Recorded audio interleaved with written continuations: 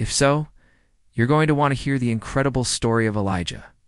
This isn't just an old tale. It's a high-stakes showdown that took place on a mountain, with the fate of a nation hanging in the balance. Picture this. Ancient Israel is in a deep spiritual crisis.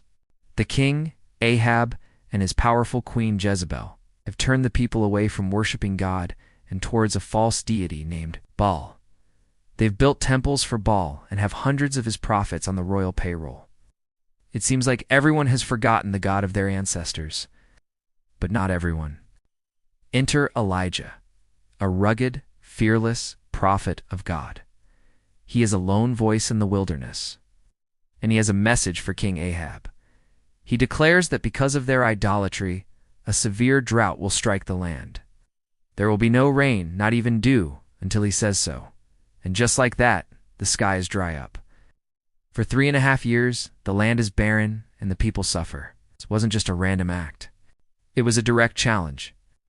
Baal was supposedly the god of rain and fertility. If Baal was so powerful, why couldn't he make it rain? After 3 long years, God tells Elijah it's time for a confrontation. Elijah goes to King Ahab and makes a bold proposal. He says, "Let's settle this once and for all. Gather all of Israel at Mount Carmel. Bring your 450 prophets of Baal and the 400 prophets of Asherah, who eat at Jezebel's table." He's calling for a public showdown. 1 man against 850. So they all gather on Mount Carmel, the king, the prophets, and the people of Israel. Elijah stands before the crowd and asks a powerful question. How long will you waver between 2 opinions? If the Lord is God, follow him.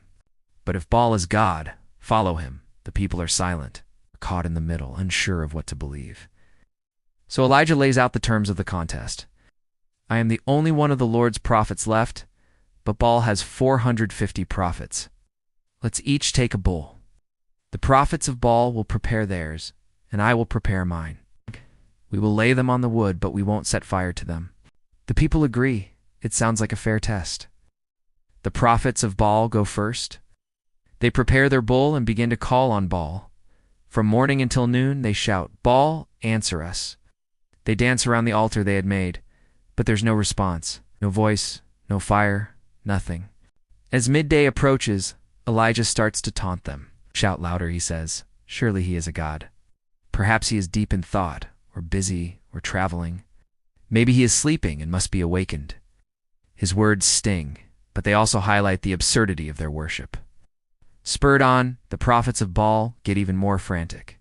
They shout louder and even cut themselves with swords and spears, as was their ritual, until their blood flows. They continue this desperate display until the time for the evening sacrifice. But still, nothing. Silence. Then it's Elijah's turn. He calmly calls the people to come near him. He takes 12 stones, 1 for each of the tribes of Israel, and rebuilds the Lord's altar that had been torn down. He digs a trench around it, arranges the wood, cuts the bull into pieces, and lays it on the wood. But he doesn't stop there. He wants to make it impossible for anyone to claim it was a trick, he tells the people. Fill 4 large jars with water and pour it on the offering and on the wood. They do it. Do it again, he says. They do it a 2nd time. Do it a 3rd time, he commands. They pour water on the sacrifice until it's completely drenched, and the water fills the trench around the altar. Everything is soaking wet. Then, at the time of the evening sacrifice, Elijah steps forward and prays a simple, powerful prayer. He says, "Lord, the God of Abraham, Isaac, and Israel, let it be known today that you are God in Israel, and that I am your servant, and have done all these things at your command. Answer me, Lord. Answer me, so these people will know that you, Lord, are God, and that you are turning their hearts back again." What happens next is instantaneous and spectacular. The fire of the Lord falls from heaven and burns up the sacrifice. It's the wood, the stones, and the soil, and even licks up the water in the trench. It consumes everything. When all the people see this, they fall prostrate and cry out, "The Lord, he is God. The Lord, he is God." The contest is over. The choice is clear. That very day, Elijah prays again, and the sky grows dark with clouds. The wind picks up, and a heavy rain begins to fall, ending the long drought. This story is a powerful reminder that no matter how outnumbered we feel, One person standing with God is always in the majority.